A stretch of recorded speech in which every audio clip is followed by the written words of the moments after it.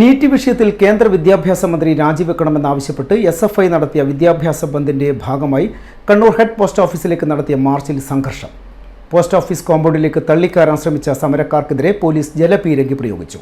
SFI ദേശീയ vice president Nitish Narayanan സമരം ഉദ്ഘാടനം ചെയ്തു.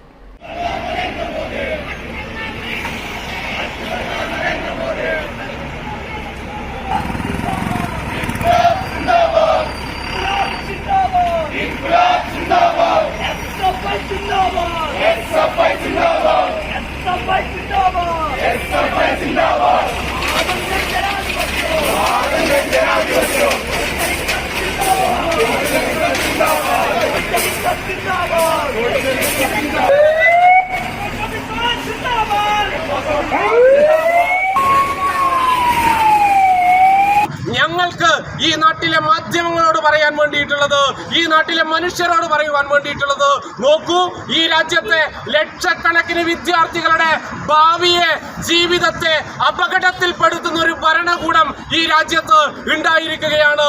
നാളെ മുതൽ ഈ നാട്ടിലെ കർഷക തൊഴിലാളികളുടെയും ഓട്ടോറിക്ഷ ഡ്രൈവർമാരുടെയും ലോട്ടറി വിറ്റ് ജീവിക്കുന്നവരുടെയും ഈ നാട്ടിലെ സാധാരണക്കാരുടെയും മക്കളുടെ മെഡിക്കൽ വിദ്യാഭ്യാസ സ്വപ്നങ്ങളെ, ഉന്നത വിദ്യാഭ്യാസ സ്വപ്നങ്ങളെ തകർത്ത് കളയുന്ന ഒരു ഭരണകൂടം ഇവിടെ ഉണ്ടായിരിക്കുന്നു.